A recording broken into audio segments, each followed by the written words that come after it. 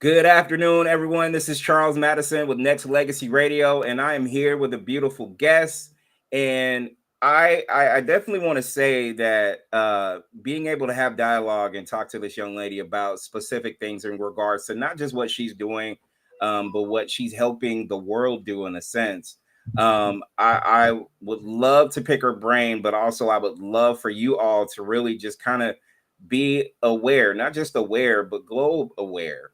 And I have Kimberly Haley Coleman as my guest on Next Legacy. Hello, young lady. Charles, thank you so much for having me. I'm just so delighted to be here with you. Well, I'm glad you're here with me, and I gotta immediately start off by saying for the service that you provide and do, thank you for putting yourself out there to be a public figure to help others, and it's sorely needed throughout the world, but also awareness, support, different things that I feel like a lot of us will need to digest. I think it's a very, very important that we have not just you here to talk about certain things like that, but also just to say thanks. Because I know it could be a thankless job and a situation can be so grinding, but thank you for all that you do.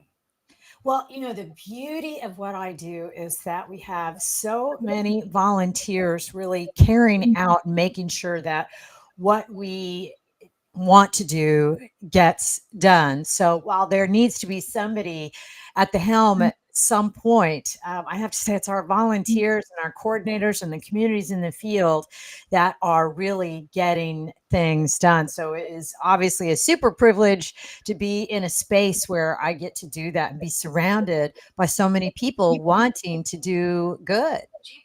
So let's talk about just your start to all this. How did you get started doing what you're doing now, not just for global wear, but just having the wherewithal in your mind to be like, you know what, I want to help people and I want to help them in a way there where they immediately are impacted by your assistance. You know, um, I love the question, and I could probably keep everybody all day with answering that question. But really, what it comes down to is I had been really lucky to get to travel a lot fairly early, and so found myself because I was in the international business realm previously, both academically and in my career, wanting to serve since I had already done traditional tourist, kind of more consumerist travel. So I was trying to serve and volunteer. And I tried really hard, put a lot of time into it, and found that with good reason, people really weren't ready and able to let somebody just plug in for a short period of time because of the amount of time it takes to train and oversee someone. If you're only going to be there for a few days, it can be a disservice to the local organization because whoever's training you isn't doing whatever they normally do.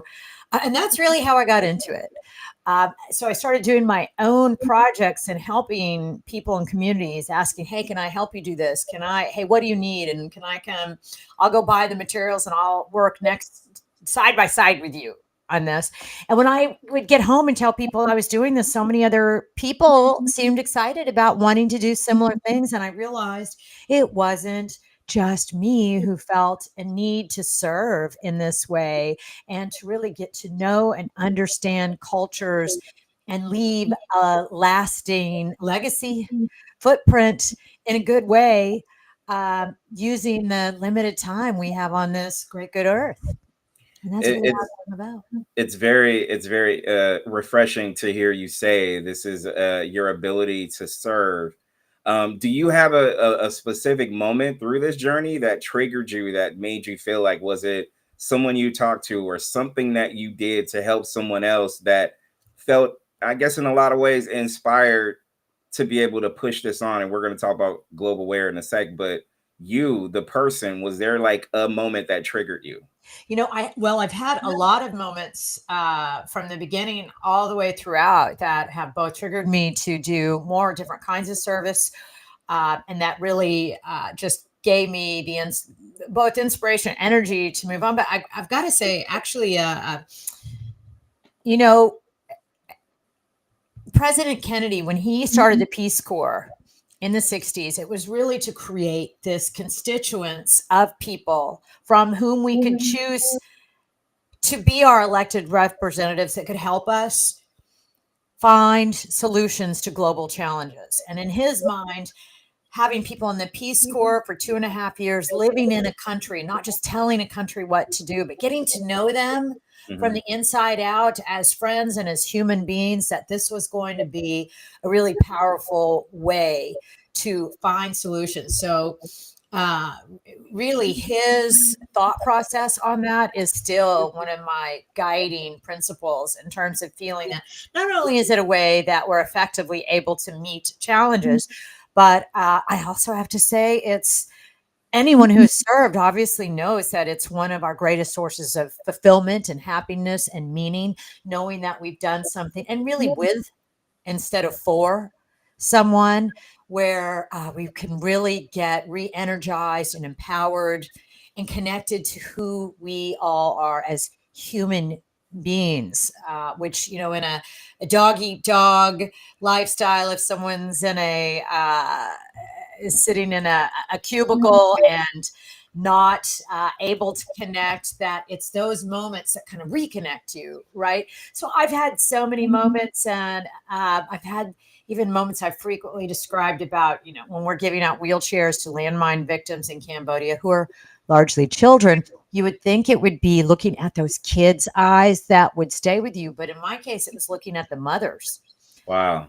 seeing the vision of their future for their children that I wasn't expecting would impact me, right? So a lot of times the surprise is what you think you're going into, it's what we're learning and how we're connecting that I didn't anticipate that often stays with us. And our all of our volunteers are going to have different responses on that, but all of it is service related, I have to say, because when you're serving side by side, the local community members are willing to share life with you in a way and connect that you wouldn't see if you were just seeing the postcard view of a place. Just it's great to go to churches and museums, but connecting with people, I think, is really where it's at. Kimberly, isn't it refreshing to see the appreciation on a different level where you mentioned dog eat dog world? I feel like a lot of us take a lot of things for granted.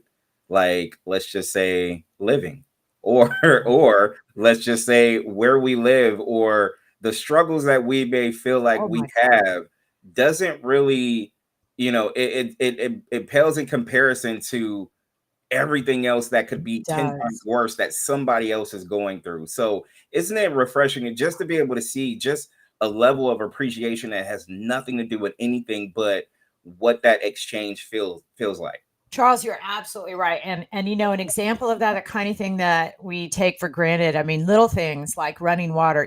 We will get criticized on occasion by people asking us why we would help people in other countries and other cultures when there are still needs here in the United States, which is a perfectly valid thing to say. We certainly do have plenty of needs. In most of the communities where we serve, access to running water is rare.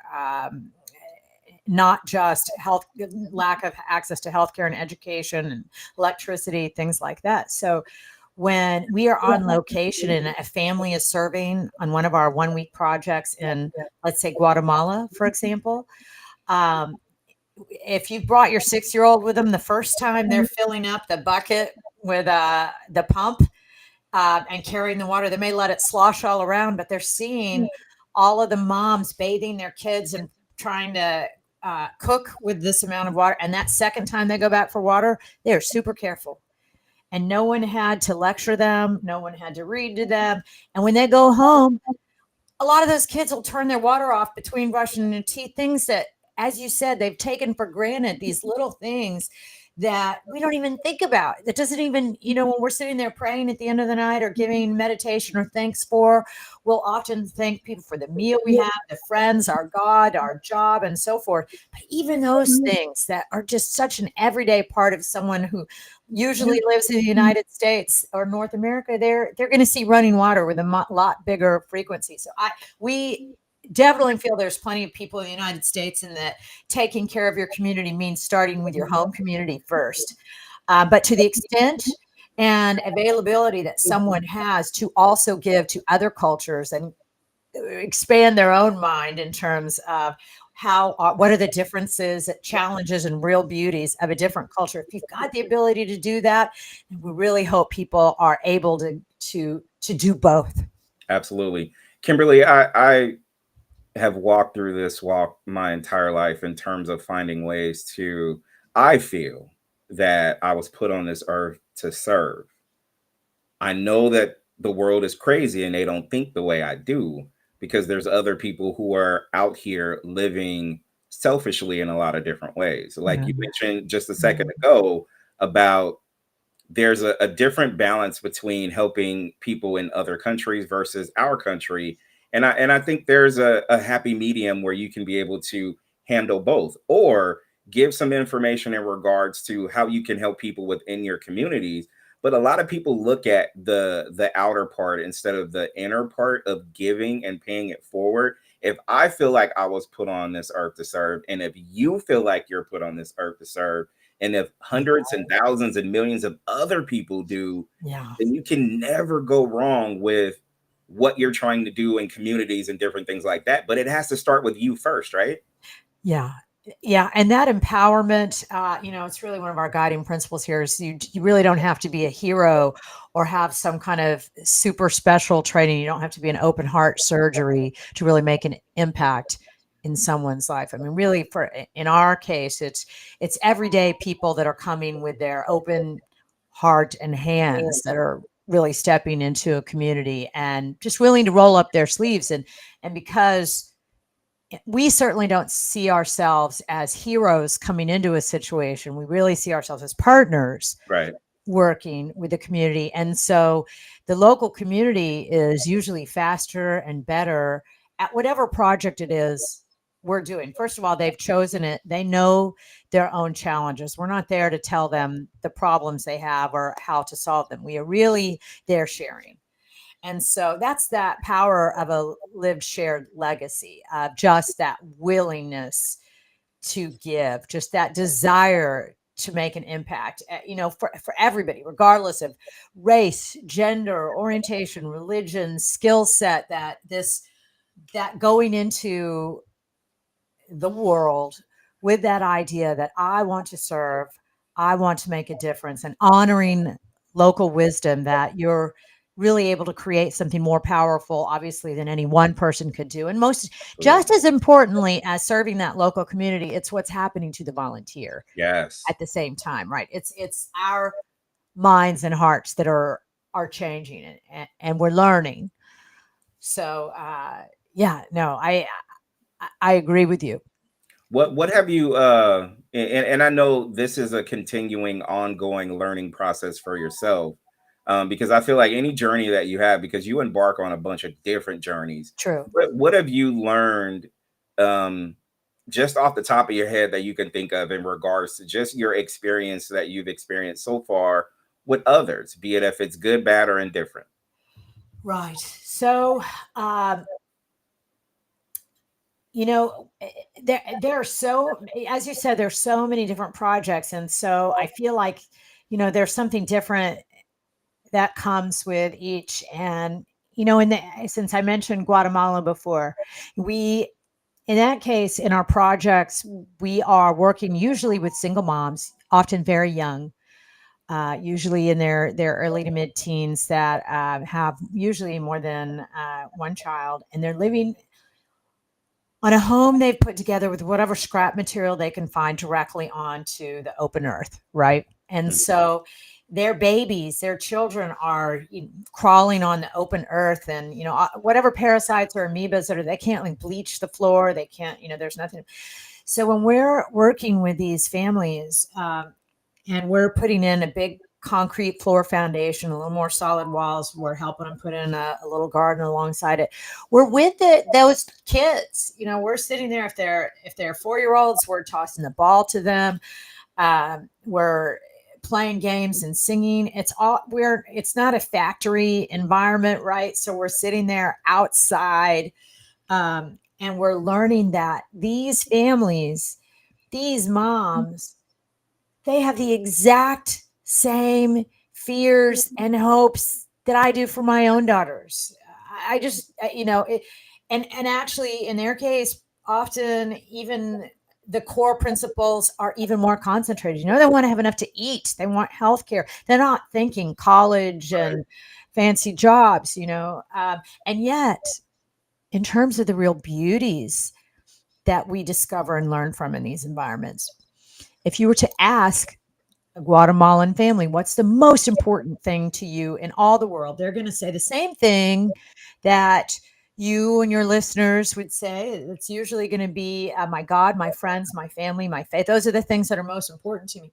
You ask a Guatemalan how much time they spend with those things, and you ask someone from the US how much time they spend with those things, and you'll find in a lot of the countries where we work, where they have much less materially, but they're spending a lot more on the thing we all agree on is the absolute most important thing. And Right. that's one of the real beauties of their culture you might not see if you were just going to experience as a typical tourist. And then you'll see that the real challenges are not going to be just that they don't all have cell phones and devices to look at, but they are really not just perhaps geographically far from being able to get healthcare, but financially unable to get any sort of healthcare. And that's a real challenge that you might not know if you're just going to Guatemala to see the Tikal ruins and hang out on Lake Bateen. That it's getting to those lessons, learning them by seeing and doing. I should say right here that even though we're working in these areas where most people have materially less, Mm-hmm.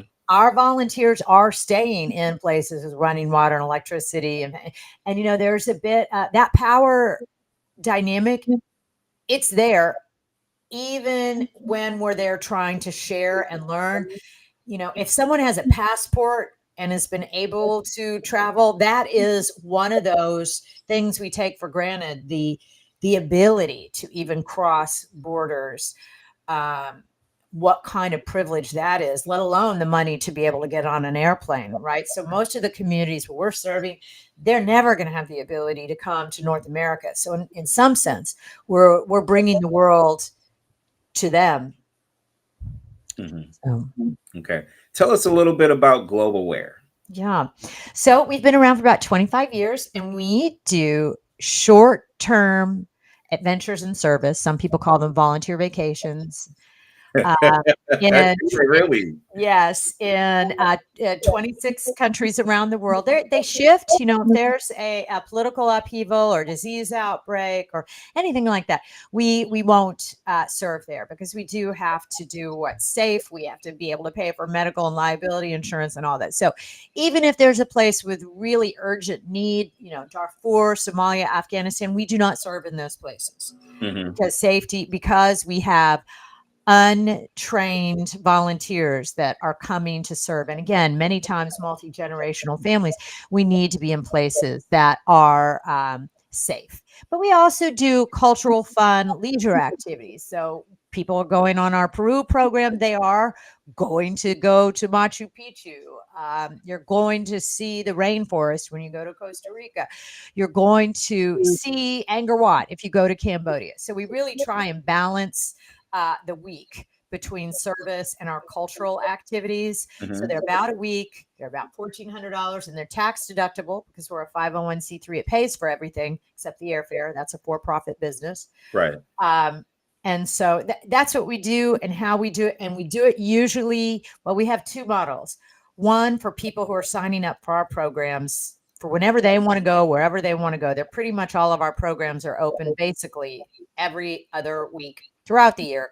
But we have churches, schools, and corporations that will go as larger groups of 150, 250 people on a specific mission where we may be building a school, a library, what have you. But they're usually short term. I think our Galapagos program is currently the only 2-week program, but otherwise the 1-week programs are usually 10 people. So they're very tightly knit groups with very structured activities so that we're finishing something as we leave.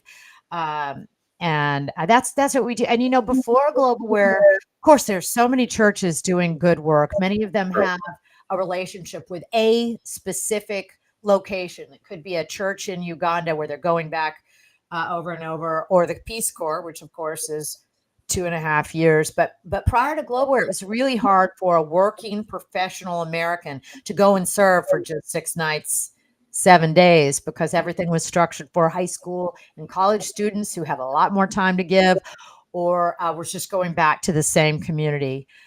So we kind of see ourselves as fitting that specific niche. And I will have to say, a lot of organizations now are offering the ability to do short term, which has been great to see. And there's so many good, like Habitat for Humanity and Engineers Without Borders, Doctors Without Borders. There's so many great groups to serve. And I think certainly starting with a community, if you're already connected to a church doing work that calls to you, that's really such a great place to start. What's the vetting process to become or Mhm. to volunteer and help? So anyway, we don't vet our volunteers. They vet the program of where they want to go. Now they'll often call us and say, "Hey, I've never served before. I don't know where to go. I don't know what to do." And so we'll have a we're very human to human, high touch industry where we're um, AI really isn't taking over anything we do, but we'll talk through Thank goodness people. for Yeah, if there's a way to do it, we just haven't figured it out. But so somebody might say, I don't know where to go, and I haven't. And if they've never left the United States before, we'll often counsel against going to India or Cambodia for their first trip, just because a culture shock may be greater, unless they already have heritage there and have the connection and already know something about it. the point. So we will talk them through. Hey, if you have a breathing problem or you have asthma, maybe you shouldn't look at our Cusco program because it's at 14,000 feet. So those tend to be the bigger decision factors in terms of vetting. What is more complicated for us is which communities, where do we serve? Because we'll often, when we were starting out 25 years ago, nobody had heard of us, and we would go into the community and see who's already got this grassroots organization where they've decided what do we want and how do we want to do it. All we need is either funds or people to help us do it. So those are the organizations that we want to hook in with, right? Those locally organized groups. But now we'll often get contacted by multiple organizations in a community. So we will start the process and the dialogue of, okay, tell us what it is you're wanting done. We have to go scan them through all sorts of security and safety, because we're not putting our volunteers really high on ladders or operating heavy equipment and machinery. Since we're not doctors, we're not handling bodily fluids, so there's all of these criteria that we do have to go through to make sure that it's going to be a good fit. That said, one area that I really wish we were able to do more on, we used to have a scholarship program called Global Wings, where we were trying to find people whose parents never had passports, or people who never had a passport, help them through paying for them to go on a program, helping them get a passport, so that we had an even more diverse volunteer base. Because right now, frankly, the funding, since people are funding their own way of going, that's our only source of funds. We don't have any government grants. We have no other source of funds. It limits us in that way. So really, we used to have a fair number of those Global Wings scholarship until COVID. So that's some area that I would really love to see improvement on, just to be able to accumulate a larger spectrum of volunteers who could participate in our programs. Well, I think it's nice that you give others options in terms of the realization of what this commitment could be, because I think at the end of the day, it is a commitment. It's something that is beyond or bigger than yourself in a sense, Yeah. because you're using this platform to be able to help others in ways that you may have never seen Oh, no. before. So I think it's very, very important when it comes to that. Have you ever had situations or scenarios where people were invested and they joined and then they later realized that it was too much? Uh, what we've had volunteers twist their ankle in the middle of a program. That's more the likely thing that would interrupt a program. I don't think we've ever had anyone leave early that I can. I mean, really, in our situation, since people really they're not just checking a box. Mhm. They know they're investing in dignity and opportunity and their own memories. And when they're preparing to go on our programs, obviously we have our orientation packet, but we've been supplementing that now. Well, we have a podcast channel for each program that'll tell you, hey, here's how to prepare, here's what to expect, here's an interview with somebody who's gone. Because our hope is that that experience becomes a part of who they are and part of Yes. what they pass on as their legacy. And I will say, um, we have a huge percentage of repeat volunteers, but what they're usually doing is going to a different culture each time. There's one famous example, Don Gervais, if you're listening, you know who you are, our favorite weather guy who keeps going back to the same location. But most people want to get a new country and a new culture to expand their mind in that way. Yeah. Uh, and it really is. I mean, you're leaving this legacy behind, right? And you don't have to be wealthy or famous, and it's a short time commitment, but it is someone's vacation that they're using up, and the kinds of things that we've had go wrong. We had water filters that. Because again, potable water, drinkable water is an issue. We obviously provide bottled water to our volunteers, but a lot of locals, there are all sorts of problems they get from their local water if they're not able to boil it. And so we were in San Pedro de Costa in the Andes.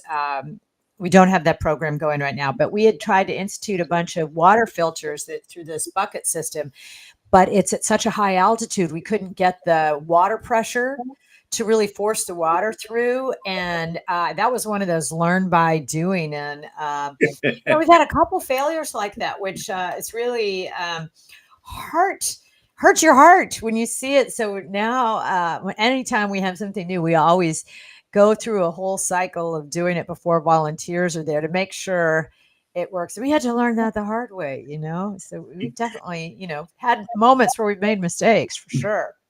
Kimberly, if someone wanted But to, then we've also had the flip side happen. In 2019 in South Africa, we work in the townships there. And townships are where, after apartheid ended, when people came from surrounding communities and were able to legally live wherever and they weren't separated by race, there was no affordable land, and people lived wherever they could just put even temporary housing. And so those communities still exist because it's only been since 1994. wow. And so we in 2019 had built this big community kitchen with a bunch of community gardens. That was in the fall of 2019. And 2020, we all know what happened, and we Right. stopped.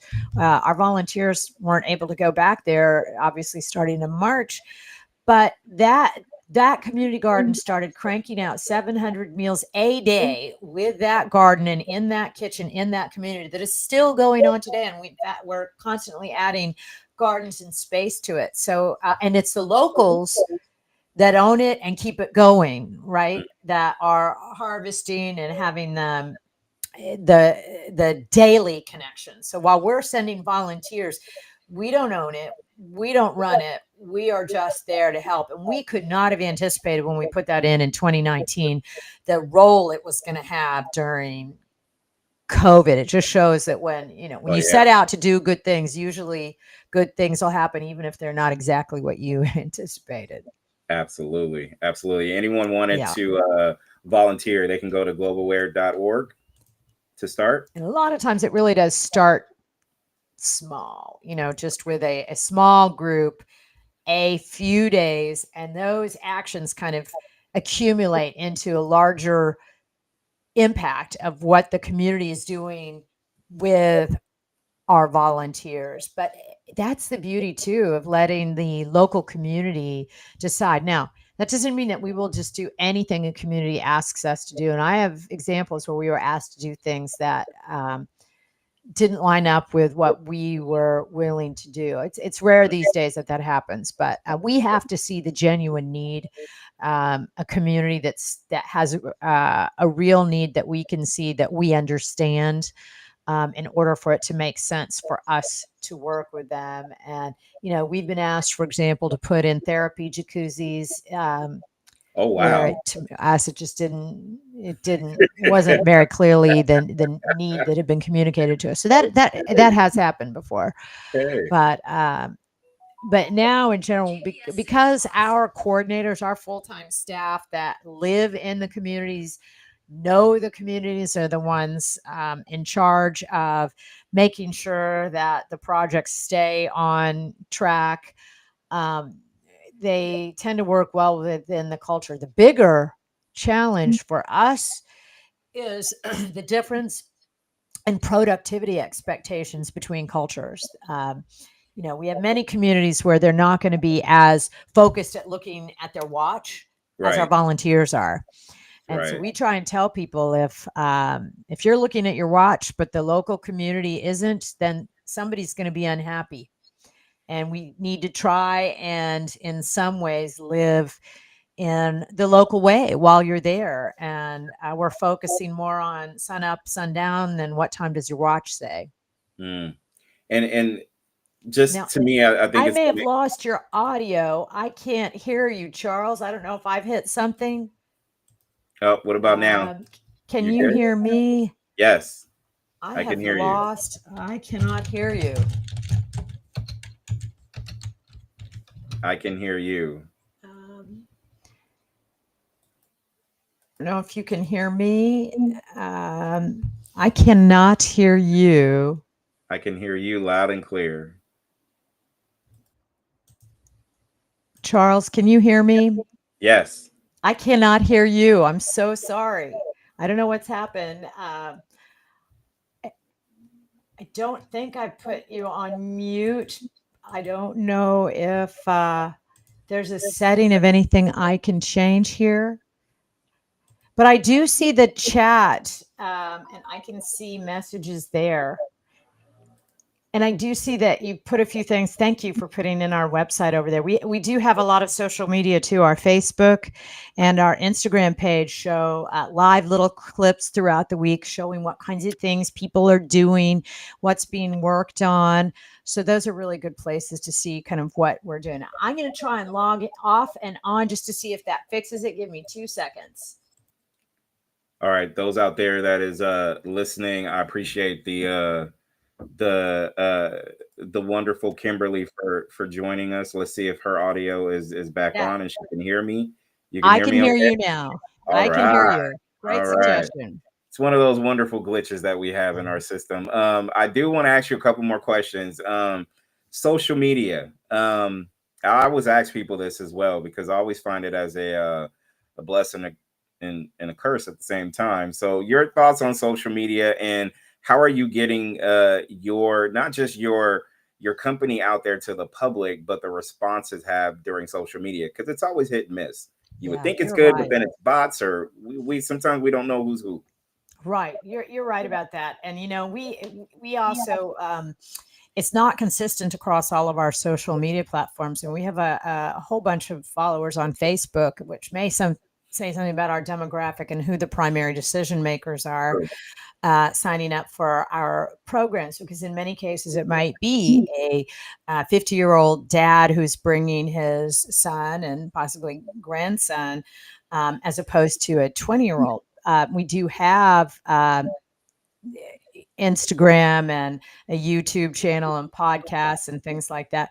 But um, we are not experts with our social media at all. We do feel like it's an effective platform to show and share what we're doing. So people who've gone on our Philippines program, they can follow along and see, well, what are we doing in the community now? Right. But I have to say, we are probably underutilizing these platforms or not using them in the best way they can be because hasn't been our focus. And when we're on location in our communities, in most cases, in a lot of the cases, those communities are not anywhere near as focused on social media as our volunteers are. Right. So when we see those two collide, it's interesting. The kids are always super excited and happy. Like when we're in South Africa, you whip out your phone, all of a sudden you're going to have 40 best friends taking selfies with you. And that's a really fun way to connect, right? Right. In a way that it probably wouldn't happen here in the U.S. like that. So that could be a fun way of connecting. But but I feel like we really aren't experts in it. And we've been lucky that the social media we do have, that people are willing to share. There are limitations I've never understood. For example, our Globalware page, we probably have 350,000 followers on Facebook. They won't let you tag your volunteers. And our Uh, volunteers will often yeah, say, can you tag me, but a company page can't tag you. yeah. So stuff like that, where I don't know, somebody smarter than I could probably figure out some way of doing that. But so I feel like we're still somehow newbies, even though we've had social media for a long time. And Well, Kimberly, I think this is where, partnerships like this station, because it's not just something that we're airing on social media. We also have a radio station that runs, right? So there's a lot of what we can do to be able to be of assistance in regards to putting your brand out there to the public that we can talk about, later off air. But I think one of the things that I always feel like we can all do for each other is find these different things of, it's not necessarily like a flaw or something. It's something that maybe as a company we can add on. And what would you say to the companies out there that it will go onto your website, that will make a donation, that will make sure that um, you're putting your best foot forward in regards to getting the support you need? What would you say to those people out there? what Business I would say to those people is not to hesitate in terms of moving forward and getting involved, whether it's with Globalware or your local community. I feel like one of the biggest mistakes is to try and wait for everything to be perfect, or say you're going to do this or get involved in your community when you're retired. That it's because it is an investment in you and now, and your happiness, your sense of empowerment and meaning and connectedness. That hesitation, that I'll do it later comes at a big cost, and that you could be getting that fulfillment quicker. So my biggest advice would be, don't hesitate, seize the day now. This is the kind of thing, bucket list item that changes your life. And again, whether it's through Glowware or your church or a local community center, that it's that kind of involvement that usually gives you longer life and happiness. So don't wait. I totally agree. I feel like if you're lacking that, or you feel like there is something that's missing, giving back to someone that you don't know can be a start.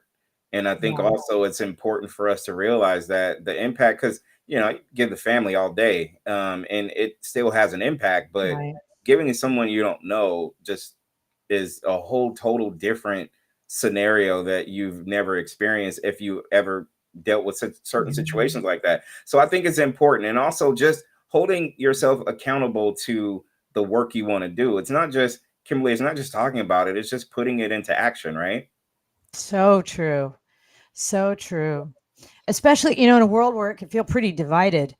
And you Yeah, can feel like everything seems so separate and far apart. If you have these moments where you commit to it and you're accountable to it, and you get to know people who are in a vastly different situation, I think it actually gives you some of the hope back, correct. in terms of humanity.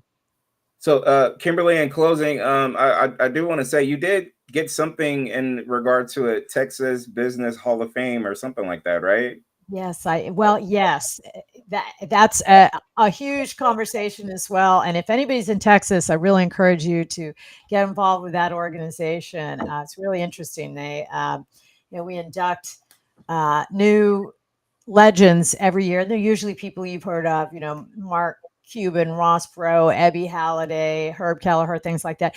And then we give a scholarship usually to the best business student of every business school in Texas. And it's a way of fostering new business and honoring old business. And anybody can buy a ticket to go to those events. I'm on their alumni board right now as well. So I'm fortunate to be super involved, because there are all sorts of exciting things uh, happening. And I suspect there are other states that have similar things, but Texas has a really robust Texas Business Hall of Fame for sure. Their network is really wonderful. Well, congratulations on that, and I'm glad that you're putting yourself in the mix of others that have achieved this Hall of Fame status, not just in Texas, but I just feel like what you're doing for the services out here in the United States and other countries is tremendous. It's inspiring. People should definitely take the time to be able to get to know globalware.org and find some way, shape, or form to contribute. But Kimberly said it.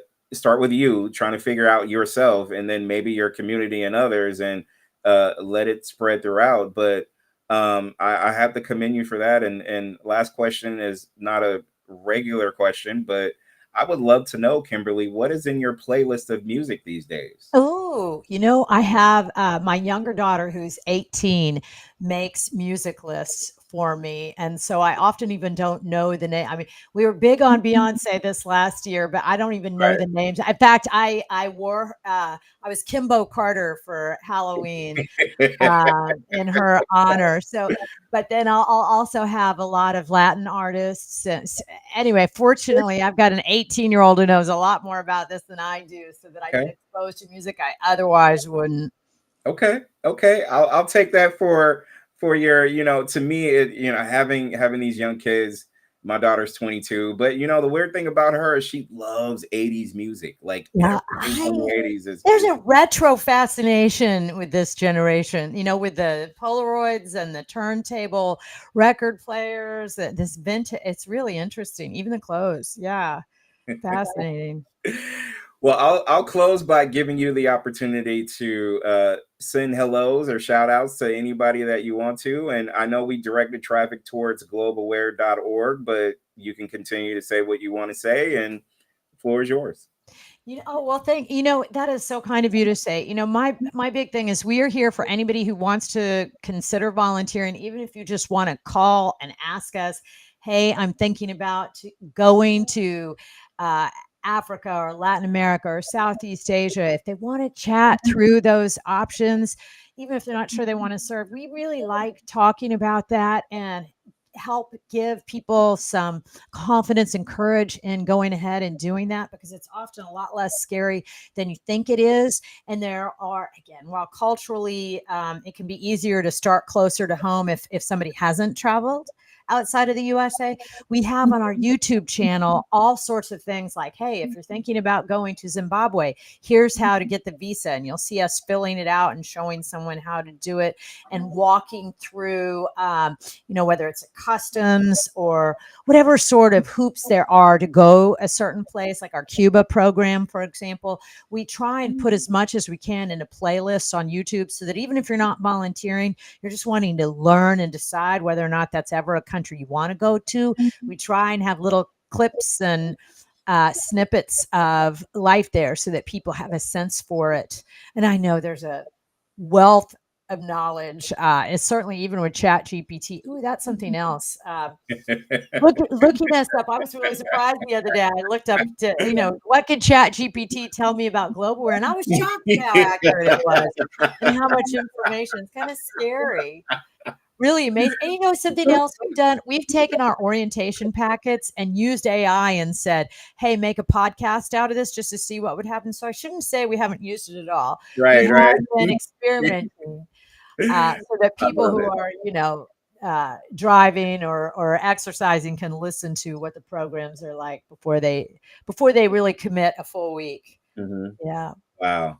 Well, Kimberly, I not only appreciate you for coming on the Next Legacy Live, but to continue your journey. You said 25 years of what you've been doing, but Yeah. I'm sure you've been doing this beyond those years of public knowledge, because a lot of what you have done behind the scenes is really a testament to what you're doing now, and the acknowledgement that you get, not just from the state of Texas and beyond, but just here. Like, our radio station reaches in other countries as well. So, our partnership in the future is going to be tremendous, to be able to see what we can be able to do for each other. So I can't thank you enough for taking the time to hang out with us, but also we're going to develop our relationship where it'll be a lot, it'll be a lot stronger and a lot better, because of, I feel like we have a situation where we can utilize each other to pay it forward and help others too.